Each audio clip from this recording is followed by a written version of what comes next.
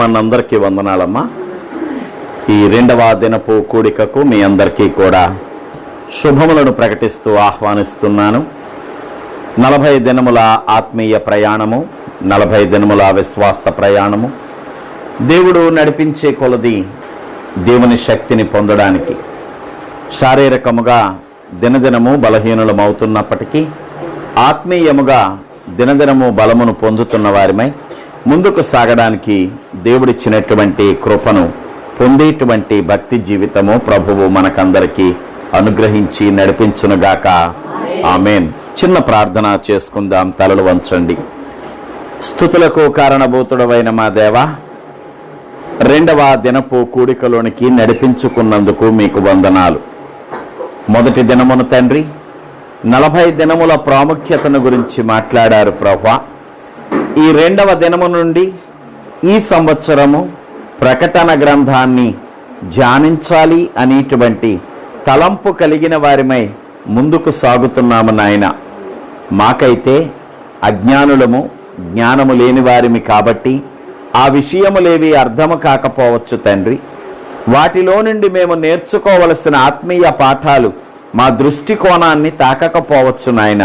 కానీ ప్రభువా, మీరు వివరించినట్లయితే ప్రతి విషయాన్ని మేము తెలుసుకోగలుగుతాం, నేర్చుకోగలుగుతాం, గ్రహించగలుగుతాం, ఆచరించగలుగుతాము నాయన. అట్టి గొప్ప కృప మా అందరి ఎడల కొనసాగించండి దయచేసి ప్రభువా. మీరే నాయన వాటిని వివరించి మమ్మల్ని బలపరచి మా ఆత్మీయ జీవితములకు అవసరమైనటువంటి శక్తిని బలమును కలిగించమని యేసు పరిశుద్ధ నామమున అడిగి పొందుకొనుచున్నాము తండ్రి. ఆమేన్. ప్రకటన గ్రంథము 1వ అధ్యాయము 3వ వచనాన్ని ధ్యానించబోతున్నాం. ప్రకటన గ్రంథము 1వ అధ్యాయము 3వ వచనాన్ని ధ్యానించబోతున్నాం. సమయము సమీపించినది గనుక ఈ ప్రవచన వాక్యములు చదువువాడును వాటిని విని ఇందులో వ్రాయబడిన సంగతులను గైకొను వారును ధన్యులు. వాటిని విని గైకొను వారు ధన్యులు. ప్రవచన వాక్యములు విని గైకొను వారు ధన్యులు. ప్రియమైన దేవుని పిల్లలారా, దేవుని చేత పిలువబడిన వారలారా, దేవుని చేత ఏర్పాటు చేసుకోబడిన వారలారా, దేవుని చేత నడిపించబడుతున్న వారలారా, దేవుని కృప నిత్యము మిమ్మను బలపరచునుగాక. ఈ మాటలు వినుట ద్వారా ఏ ధన్యతను గురించైతే ప్రవచనకర్త మాట్లాడుతున్నాడు, ప్రవచనకర్త చేత మాట్లాడిస్తున్నాడు, ఆ ప్రభువు యొక్క కృప మనందరి ఎడల నిత్యము నిలిచియుండునుగాక. ప్రకటన గ్రంథము అనేటువంటిది ఒక ప్రత్యేకమైన పుస్తకము. ఇది చాలా ఆలోచించదగినటువంటి విషయం. అనేక మంది దైవజనులు అనేక ప్రసంగాలు చేస్తూ ఉంటారు. ప్రతి పుస్తకాన్ని కూడా కూలంకషంగా వారు చర్చిస్తూ ఉంటారు. కానీ ప్రకటన గ్రంథాన్ని అర్థం చేసుకోవడం చాలా కష్టమైన విషయమని దానిని విడిచిపెడుతూ ఉంటారు. ఎందుకయ్యా అంటే ప్రకటన గ్రంథము మనలాంటి సాధారణ విశ్వాసులకు అర్థము కానిటువంటి విషయం. అది దేవుని మర్మములతో కూడినటువంటి విషయం. ఎరతల్లి, అది దేవుని మర్మములతో కూడి ఉన్నటువంటి విషయం. మామూలు వ్యక్తులముగా మనము గబాలున అక్కడ ఉన్నటువంటి మాటను చదివి దానిని అర్థము చేసుకోవడం కష్టమవుతూ ఉంటుంది. కానీ మొత్తం అంతటిని జాగ్రత్తగా ధ్యానించినప్పుడు, మరి ముఖ్యముగా దేవుడు తన కృపను మన ఎడల కొనసాగించినప్పుడు ప్రతి విషయాన్ని మనము అర్థము చేసుకుందుముగాక. అర్థము చేసుకుంటాం. మన మట్టుకు మనకి కష్టమైన క్లిష్టమైన విషయమని మనం అనుకుంటూ ఉంటాము. కానీ దేవుడు గనక వివరించడం మొదలు పెడితే, దేవుడు గనక నేర్పించడం మొదలు పెడితే ఏ విషయాన్నైనా కూడా మనము చాలా చక్కగా నేర్చుకోగలుగుతాం. పద్మసు ద్వీపము అనబడేటువంటి ఒక ద్వీపములో పద్మసు ద్వీపము అనబడేటువంటి ఒక ద్వీపములో యోహాను గారికి దేవుడు ఇచ్చిన దర్శనము ఈ ప్రకటన గ్రంథము. యోహాను యేసు యొక్క అతి ముఖ్యుడైనటువంటి శిష్యుడు. నువ్వు ఎలాగైతే యేసు యొక్క ప్రత్యేకించబడిన కుమారుడవో, నువ్వు ఎలాగైతే యేసుకు అతి ఇష్టుడైనటువంటి కుమార్తెవో, అదే రీతిగా అతి ఇష్టుడైనటువంటి శిష్యుడు యోహాను. యోహాను యేసుతో కలిసి చాన్నాళ్ళు ప్రయాణము చేశాడు. యేసయ్య యొక్క 3.5 సంవత్సరాల అనుభవములో యోహాను కూడా భాగస్థుడయ్యాడు. దేవునికి స్తోత్రం చెప్పండి. ఇక్కడ ఉన్నవారందరూ కూడా అటువంటి భాగస్థులే. చాలా సంవత్సరాలుగా రక్షణ పొందిన తరువాత దేవుని యొక్క మాటలను ఆలకిస్తున్నవారే, దేవుని మార్గములను చాలా వరకు తెలుసుకున్నవారే. పూర్తిగా ఎవరూ తెలుసుకోలేడని. దేవుని మర్మములనేటువంటివి మామూలు వ్యక్తులకు అర్థము కానివి కాబట్టి తల్లి, పూర్తిగా దేవుని మనస్సును ఎరగడం అనేది సాధ్యం కాదు. ఎంతో కొంత మనందరము తెలుసుకున్న వాళ్ళమే. యోహాను కూడా క్రీస్తును గూర్చి ఎరిగిన వాడే. సువార్త ప్రకటిస్తున్నాడు. ఆ దేశపు రాజుగారికి కోపం వచ్చింది.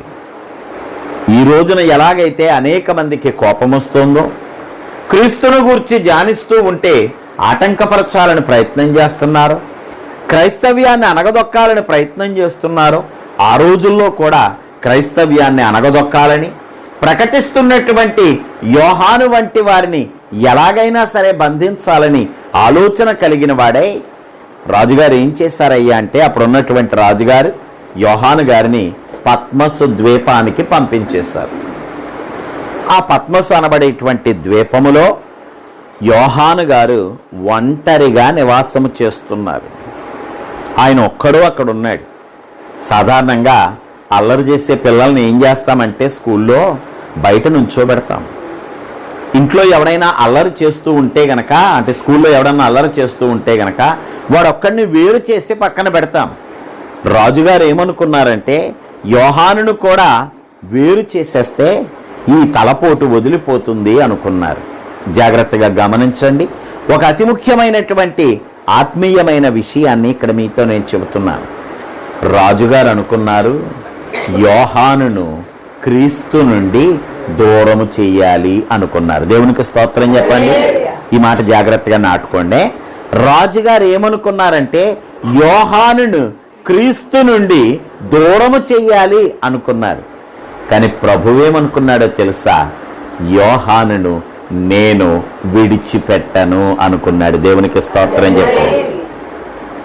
లోకం ఏమనుకుంటుందంటే, నిన్ను క్రీస్తు నుండి దూరము చెయ్యాలనుకుంటుంది. లోకం ఏమనుకుంటుందంటే, నిన్ను సహవాసము నుండి దూరము చేయాలనుకుంటుంది. లోకం ఏమనుకుంటుందంటే, నిన్ను ప్రార్థన నుండి దూరము చేయాలనుకుంటుంది. కానీ వారికి తెలియని విషయం ఏంటో తెలుసా? క్రీస్తు అయితే గనక నీ నుండి ఎన్నటికీ దూరము చెయ్యనేరము. శ్రమయైన, కరువైన, ఖడ్గమైన, కష్టమైన క్రీస్తు ప్రేమను, క్రీస్తు కృపను, క్రీస్తు యొక్క మార్గములను నీ నుండి దూరము చెయ్యలేవు. ఆమేన్. అవేవి కూడా క్రీస్తును నీ నుండి దూరము చెయ్యలేవు. ఎందుకంటే క్రీస్తు నిన్ను వదులుకొనువాడు కాదు, క్రీస్తు నిన్ను విడిచిపెట్టువాడు కాదు. తల్లి గర్భములో ఉండగా నిన్ను చూచినవాడు నీ ప్రభువు. ముదిమి వచ్చు వరకు ఎత్తుకొని తిప్పేటువంటి వాడు నీ ప్రభువు. నీ విశ్వాసము సరి అయినదైతే, నీ పరిశుద్ధత సరి అయినదైతే, నీ కొనసాగింపు సరి అయినదైతే, ఈ మాట కొనసాగింపు. ఆలోచనలు అందరికీ ఉంటాయి, కొనసాగించేవారు కొంతమందే ఉంటారు. ప్రార్థించాలి అనే ఆలోచన అందరికీ ఉంటుంది, కానీ నిజముగా ప్రార్థించేవారా తల్లి కొంతమందే ఉంటారు. ఆదివారం నాడు ప్రకటన చేస్తాం. ఉదయం 10 గంటలకి నడకుదురులో ప్రార్థన.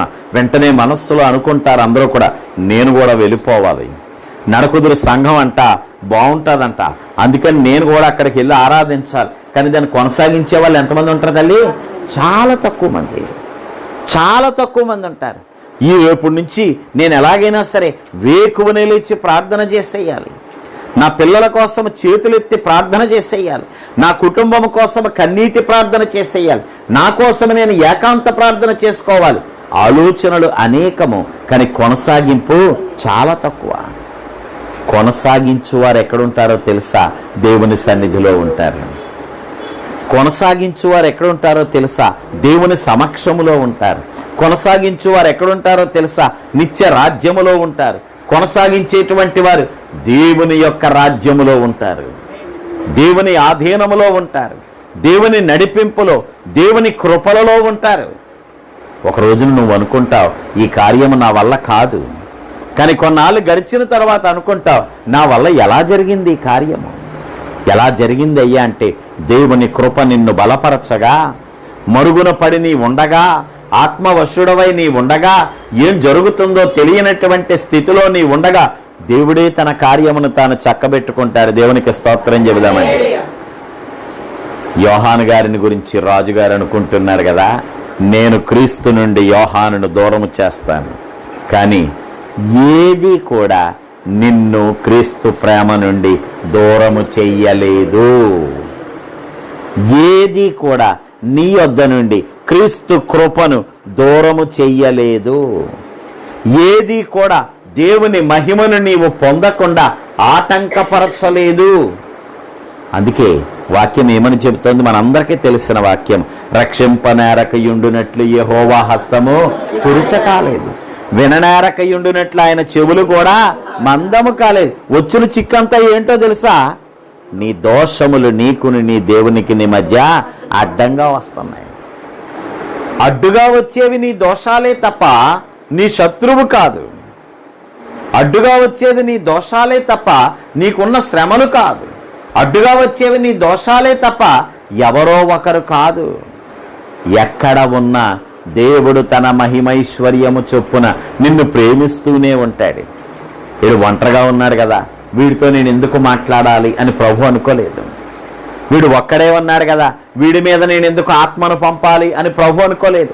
నువ్వు ఎక్కడ ఉన్నా కూడా దేవుని ఆత్మ నిన్ను సంధిస్తాదంట. దేవునికి స్తోత్రం చెప్పండి. ఈ ప్రకటన గ్రంథాన్ని ధ్యానించబోతున్నాం ఈ సంవత్సరం. చాలా కష్టమైనది, క్లిష్టమైనది అనుకునేటువంటి ఈ గ్రంథాన్ని మనం జాగ్రత్తగా పరిశీలిస్తే మొట్టమొదట తెలుసుకోవలసిన విషయం ఏంటో తెలుసా? దేవుని కృప నీ ఎడల ఎలా ఉంటుందో ఈ గ్రంథము మాట్లాడుతుంది. నీవు దేవునిని నిజముగా అనుసరించి నడిచినట్లయితే, నీవు నిజముగా దేవుని మార్గములను అనుసరించి నడిచినట్లయితే, నీవు నిజముగా దేవుని కృప కొరకు ప్రయాసపడినట్లయితే, దేవుని ప్రేమను పొందగలిగేంతటి ఆత్మీయ ఉన్నత స్థితిని నీవు పొందగలిగినట్లయితే గనక నీ స్థితి ఎలా ఉంటుందో ప్రకటన గ్రంథము బోధిస్తుంది. దాంట్లో ఉన్న మర్మాలను గురించి ఊరికి ఆలోచించొద్దు. 7 సంఘాలు ఉన్నాయండి, 7 బోర్లు ఉన్నాయండి, 7 ఆత్మలు ఉన్నాయండి, 7 పాత్రలు ఉన్నాయండి, 7 దేవదూతలు ఉన్నాయండి. ఇవన్నీ ఏంటో ఏం అర్థం కావట్లేదండి. ఇవన్నీ వద్దండి. ప్రకటన గ్రంథం ఏం చెబుతోందో తెలుసా? 2వ అతి ముఖ్యమైన మాట, మరణము మీద, సాతాను మీద, నిత్య నరకము మీద క్రీస్తు యొక్క విజయమును గురించి మాట్లాడుతోంది. నిజ క్రైస్తవుని యొక్క విజయమును గురించి మాట్లాడుతోంది. దేవునికి స్తోత్రం చెప్పు.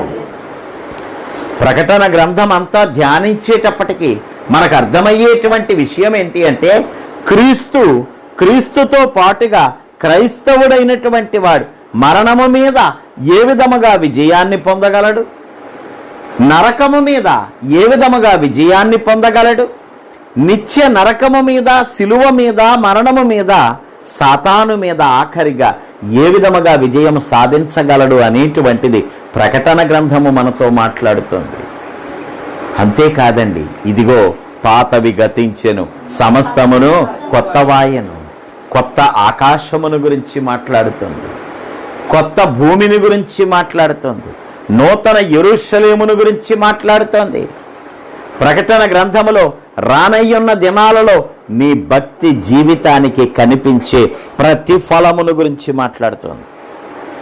ఏమండి, లోకంలో మాట చెప్తూ ఉంటారు, పెడతానంటే ఆశ అంట, కొడతానంటే భయం అంట. పెడతానంటే ఆశ. దేవుడు నిజానికి ఆశ పెడతా లేదండి ఆయన. కానీ నిజంగానే నీకేం పెడతానో చెబుతున్నాడు, నీకేం ఇస్తానో చెబుతున్నాడు, నువ్వు ఎటువంటి చోట ఉండబోతున్నావో చెబుతున్నాడు, నువ్వు పొందబోయే ఫలాలు ఎలాంటివో చెబుతున్నాడు. దేవుడు నీ కొరకు సిద్ధపరిచిన కిరీటాలు ఏమిటో చెబుతున్నాడు. దేవుడు నీ కొరకు సిద్ధపరిచిన ఆ రాజ్యం యొక్క రూపురేఖలు ఎలా ఉంటాయో చెబుతున్నాడు. సాతాను మీద విజయం సాధిస్తే నీకు కలిగేటువంటి బహుమానం ఏంటో చెబుతున్నాడు. ప్రభు చెబుతున్నాడు, ఇదిగో నేను త్వరగా వచ్చుచున్నాను, జయించువాడు జీవ కిరీటమును పొందుతాడని చెప్తాడు ఒక చోట. దేవునికి స్తోత్రం చెప్పాలి. ప్రకటన గ్రంథంలోనే జయించువాడు ఏం పొందుతాడంటండి? జీవ కిరీటము పొందుతాడు.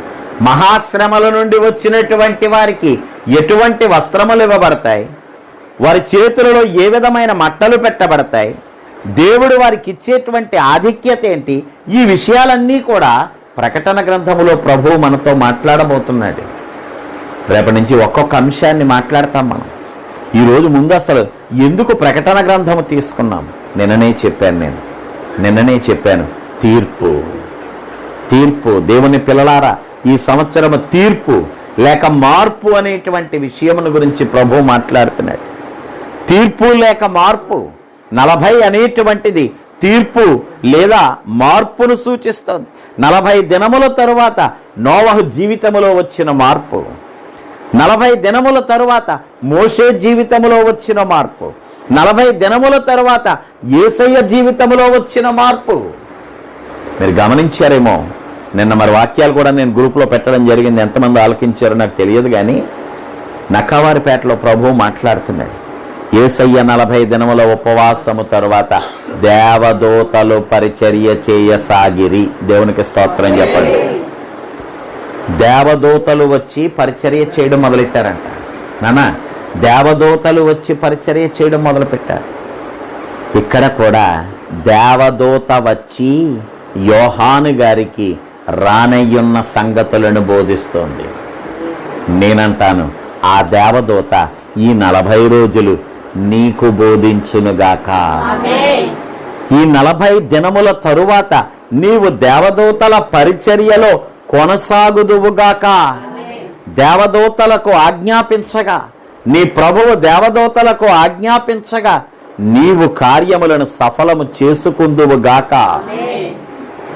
దేవదూతలు వచ్చి పరిచర్య చేయసాగారు.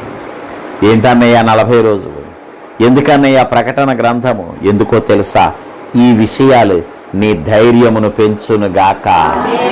ఈ విషయాలు నీ నిరీక్షణను మరింతగా పెంచునుగాక. ఎందుకు చదువుకుంటున్నావురా? మా లక్కీ గారిని అడిగామనుకోండి, ఎరా నాన్న ఎందుకు చదువుకుంటున్నావు? మా అమ్మ బళ్ళలోకి పంపుతుందండి, అందుకు చదువుకుంటున్నాను. వెళ్ళకపోతే మా నాన్న కొడతాడండి. ఏమండి, ఇంకొంచెం పెద్ద పిల్లాడిని అడిగామనుకోండి, చదువుకోవాలి కదండి, మరి ఏదో చదువుకుంటే గనక ఏదో ఒక చిన్న ఉద్యోగం వస్తుంది. కానీ అన్ని విషయాలు తెలిసిన కుమారుడు ఏమని చెబుతాడో తెలుసురా తల్లి? నేను ఒక డాక్టర్ని అవ్వాలనుకుంటున్నాను, అందుకని చదువుతున్నాను. నేను ఒక ఇంజనీర్ని అవ్వాలనుకుంటున్నాను. ఎవరికి ఉండాలి ఆశ? చదివేవాడికి ఉండాలి. ఈ రోజున సమస్య ఎక్కడుందో తెలుసా? చెప్పేవాడికి ఉంటుంది.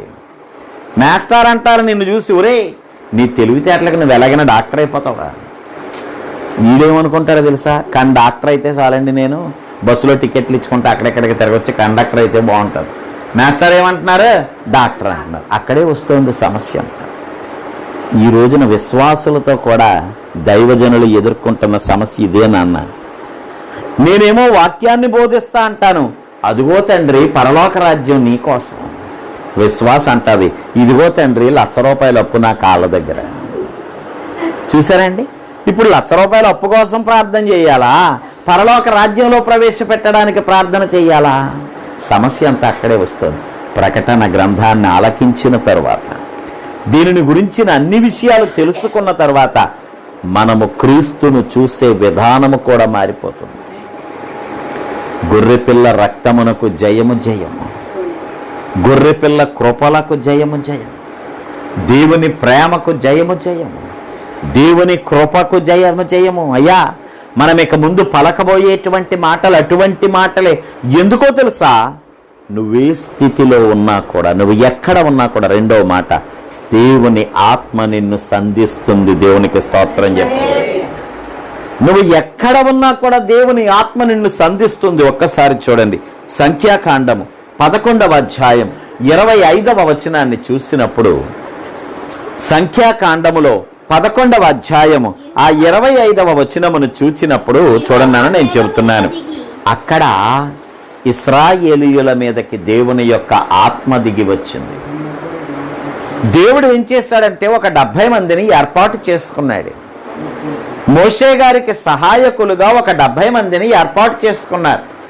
దేవుడు ఏర్పాటు చేసుకున్న వారికి దేవుడు ఇచ్చే మొట్టమొదటి విషయము ఆత్మ. దేవునికి స్తోత్రం చెప్పండి. ఏమిస్తాడండి అంటే, నీలో ఇప్పుడు ఆత్మ లేదని కాదు, నీ ఆత్మ, ఆ దీపము ఇప్పుడు అంతగా వెలగటం లేదు, అది బాగా వెలగాలి, లోకమంతటికి వెలుగును చూపించేదిగా ఉండాలి. కాబట్టి ప్రభువు మొట్టమొదటి నీకు ఏమిస్తాడంటే ఆత్మను ఇస్తాడు. అక్కడ కూడా ఇశ్రాయేలీయుల మీదకి ఆత్మ దిగి వచ్చిందంట. ప్రభువు ఎవరికి ఇచ్చాడంటే మోషే గారికి ఇచ్చాడు, అహరోను గారికి ఇచ్చాడు, యెహోషువ గారికి ఇచ్చాడు, పేరు పెట్టి ఇంకో 2-3 వారితో పాటుగా ఈ 70 మందికి ఇచ్చాడండి.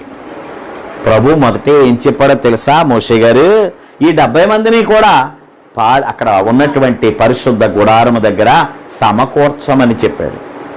ఈరోజు ఎందుకు ఇక్కడ కూర్చున్నాం? మనం ఎందుకు సమకూడాం ఇక్కడికి? దేవుని ఆత్మ పొందాలి కాబట్టి. దేవునికి స్తోత్రం చెప్పాలి. మొట్టమొదట నువ్వు పొందవలసినది దేవుని ఆత్మ. అది నీలో ఉండి నిన్ను బలపరుస్తూ నిన్ను నడిపిస్తూ ఉంటే గనక అన్ని కార్యములు సఫలమగునుగాక. అన్ని కార్యాలు, ఆత్మ ఉన్నవాడు అన్ని కార్యాలు చేయగలడు. నువ్వు మామూలుగా చెబుతుంటే ఎవడో ఏ మాట వింటాలేదేమో. నువ్వు ఆత్మ కలిగిన వాడివే మాట్లాడుతూ ఉంటే గనక అందరూ నీ మాట వింటారు.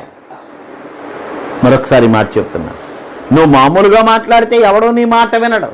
కానీ ఆత్మ కలిగిన వాడిగా మాట్లాడితే నువ్వేం చెప్పినా కూడా అందరూ నీ మాట వింటారు. మోషేకు దేవుడు మొట్టమొదట ఇచ్చిన వరము ఆత్మవరము. నా ఆత్మ నీకు తోడై ఉంటుంది. దేవునికి స్తోత్రం చెప్పు. పౌలు గారికి దేవుడిచ్చిన వరం అదే, నా ఆత్మ నీకు తోడై ఉంటుంది. శిష్యులతో ప్రభువు చెబుతున్న మాట అదే, నా ఆత్మ మీకు తోడై ఉంటుంది. మీరు వెళ్ళు ప్రతి చోటికి కూడా నా ఆత్మ మీకు తోడుగా వస్తుంది. నానా, ఆత్మే మనకు దర్శనమిచ్చేటువంటిది, ఆత్మే మనకు భవిష్యత్తును తెలియచేసేది, ఆ ఆత్మే మనలను బలపరిచేది. ఈ రోజున చిన్ని సమస్యలకు ఆత్మహత్యలు చేసుకునేటువంటి వారు ఉండగా, పెద్ద పెద్ద సమస్యలు వచ్చినా కూడా మోకరించి ప్రార్థించేవారిగా మనం ఎందుకున్నామంటే మనలో నిలిచి ఉన్న ఆత్మ మనకొక నిరీక్షణ కలిగిస్తూ ఉంటుంది. మనకొక నిరీక్షణ. ప్రభు అనుకున్నాడు ఈ 70 మంది మీదకే ఆత్మను ఇవ్వాలనుకున్నాడు. వాళ్ళని ఎక్కడ ఉండమన్నాడు? పరిశుద్ధ గుడారము దగ్గరకు రమ్మన్నాడు. జాగ్రత్తగా ఆలకించండి. నేను చెబుతున్నది 2వ పాయింట్. నువ్వెక్కడున్నా కూడా ఆత్మ నీ మీదకి వస్తుంది. దేవునికి స్తోత్రం అని చెప్పి, నువ్వెక్కడున్నా కూడా దేవుడు నీకు ఇచ్చినప్పుడు ఆత్మ నీ మీదకి వస్తుంది. ఈ 70 మందికి గాను 68 మంది పరిశుద్ధ గుడారములోనికి వచ్చారండి. ఒక 2 మాత్రం పాలెములో ఉండిపోయారంట. దేవునికి స్తోత్రం చెప్పాలి.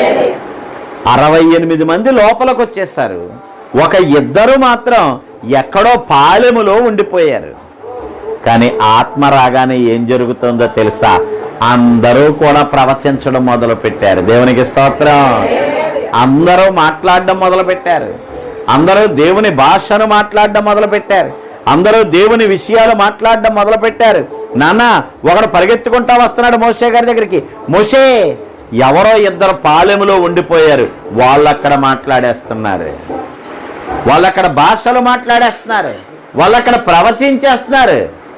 నేనంటాను, నువ్వు సన్నిధిలో ఉన్నా, నువ్వు మోకాళ్ళ ప్రార్థనలో ఉన్నా, నువ్వు కన్నీటి ప్రార్థనలో ఉన్నా, నువ్వు బాత్రూంలో ఉన్నా, నువ్వు కిచెన్లో ఉన్నా, దేవుడు తన ఆత్మను నీకు ఇవ్వాలనుకున్నప్పుడు ఇచ్చే తీరతాడు. దేవుడు నిన్ను ప్రేమిస్తున్నప్పుడు నువ్వు ఎలా ఉన్నా ఎక్కడ ఉన్నా ప్రభువు నిన్ను ప్రేమించి తీరతాడు. దేవుడు నీ కార్యం చేయాలనుకున్నప్పుడు నువ్వు ఏ స్థితిలో ఉన్నా కూడా దేవుడు తన యొక్క కృపను నీ ఎడల కొనసాగిస్తాడు. ఆమేన్. జాగ్రత్త బిడ్డ, దేవుని యొక్క ఆత్మను తోసిపుచ్చక. చూడండి ఒకసారి అపొస్తలుల కార్యాల గ్రంథము 19వ అధ్యాయం 6వ వచనములో, అపొస్తలుల కార్యాల గ్రంథము 19వ అధ్యాయం 6వ వచనములో, తరువాత పౌలు వారి మీద చేతులుంచగా ఏమొచ్చిందంటండి? వారి మీదకి ఏమొచ్చిందంటండి? పరిశుద్ధాత్మ. దేవునికి స్తోత్రం చెబుదాం బిడ్డలారా. వాళ్ళెవరో అన్యులు, వాళ్ళెవరో పిలువబడిన వాళ్ళెవరో. కానీ పౌలు గారు ఏం చేశారంట? ఆయన చేతిని వారి మీద ఉంచగా పరిశుద్ధాత్మ వారి మీదకి వచ్చింది. నేను చెప్పదలుచుకున్న విషయం ఏంటో తెలుసా? ప్రకటన గ్రంథము మొట్టమొదటిగా మనకు నేర్పిస్తున్న విషయం ఏంటంటే, నువ్వు ఒంటరిగా ఉన్నా, నువ్వు శిక్షలో ఉన్నా, నువ్వు ఖైదీగా ఉన్నా, నువ్వు విలువలేని వానిగా ఉన్నా, నువ్వు తిరస్కరించబడిన వానిగా ఉన్నా, నువ్వు అవమానించబడుతున్న వానిగా ఉన్నా, నీ దేవుడు నిన్ను ప్రేమించుచున్నాడు. నీ దేవుడు తన ఆత్మను నీకిచ్చుచున్నాడు. నువ్వు అనుకోవచ్చు, నేను అన్యుడినండి, నాకేం తెలియదండి, నాకు వాక్యం రాదండి, ఒక్క పాట కూడా రాదండి, ప్రార్థన కూడా సరిగ్గా చేయడం రాదండి. కానీ ప్రభువు అంటున్నాడు, నీ మీద నా ఆత్మను కుమ్మరించుదును. దేవునికి స్తోత్రం. దేవుని ఆత్మ మీ మీద కుమ్మరించబడబోతుంది. ప్రకటన గ్రంథము నేర్పించేటువంటి మొట్టమొదటి విషయము, దేవుని యొక్క ఆత్మ మన మీద కుమ్మరించబడబోతోంది. దేవుడు తన దర్శనమును, తన మార్గమును, తన ప్రణాళికను మనకు బయలుపరచబడబోతున్నాడు. దేవుడు నీ కోసం ఏర్పాటు చేసింది ఈ 40 రోజుల్లో నీ కన్నుల ఎదుట ప్రత్యక్షపరచబడబోతున్నాడు. దేవుని పిల్లలారా, నువ్వు ఎక్కడ ఉన్నా, ఎలా ఉన్నా, ఆత్మ నిన్ను తాకుతుంది. దేవుని ప్రేమ నిన్ను తాకుతుంది. గమనించారా? మరి దగ్గరకు దూత చేయమని చెబుతుందో తెలుసా? పరిశుద్ధాత్మ నిన్ను కమ్ముకొనగా. అంటే యేసయ్య ఎలా వచ్చినవాడు? పరిశుద్ధాత్మ. ఇప్పుడు నువ్వు యేసయ్యను పట్టుకున్నావంటే ఎవరిని పట్టుకున్నట్లు లెక్క? పరిశుద్ధాత్మను పట్టుకున్నట్లు. నువ్వు ఇప్పుడు పరిశుద్ధాత్మను పట్టుకోవడానికి ప్రయత్నం చేస్తున్నావు. నువ్వు ఇంకా పడేసుకున్నాను అనుకోకు. అదేంటి అన్నయ్య, నేను ఎప్పుడో బాప్తిసం పొందేశాను, ఇంకా కొత్తగా పట్టుకోవడం ఏంటి? లేదయ్యా, లేదు. నీ క్రైస్తవ జీవితాన్ని ప్రతి దినము కూడా నువ్వేం చేయాలి? నూతన పరచాలి. కత్తిని ప్రతిరోజు పొదనెట్టాలి. కత్తిని ప్రతిరోజు పొదనెట్టాలి. స్టవ్ అయినా కూడాను రోజు వెలిగిస్తేనే బర్నర్ చక్కగా పనిచేస్తుంది. లేకపోతే బర్నర్ ఏమవుద్దమ్మా, తుప్పట్టేసి మరుసటి రోజు నాడు ఒక కన్నంలోంచి మంట వస్తుందో, ఒక కన్నంలోంచి నల్ల మంట వస్తుందో, ఒక కన్నంలోంచి బ్లూ మంట వస్తుందో. అలా రాకూడదు. నీ స్థితి స్థిరముగా ఉండాలి అంటే ప్రతి దినము నీవు వాక్యమును అభ్యసించాలి. ప్రతిరోజు కూడా నీవు నూతన పరచబడుతూ ఉండాలి. ప్రభువు ప్రకటన గ్రంథము ద్వారా నీతో చెప్పదలుచుకున్న విషయం, నీ స్థితి ఏదైనా నాకు అనవసరం, నేను నిన్ను ప్రేమిస్తున్నాను. నీ స్థితి ఏదైనా నాకు అనవసరం, నేను నా కృప నీ ఎడల హెచ్చుగా చూపిస్తున్నాను. నీ స్థితి ఏదైనా నాకు అనవసరం, నీవు నావాడివి అని చెబుతున్నాడు ప్రభు. నీ స్థితి ఏదైనా నాకు అనవసరం, నీవు దేవుని వాడివి. దేవుడు తన ఆత్మను మనకిస్తున్నాడు. తన ఆత్మ మన మీద కుమ్మరించబడునుగాక. దేవుడి మాటలను దీవించునుగాక. ప్రార్థన చేసుకుందాం. ప్రేమగల మా పరలోక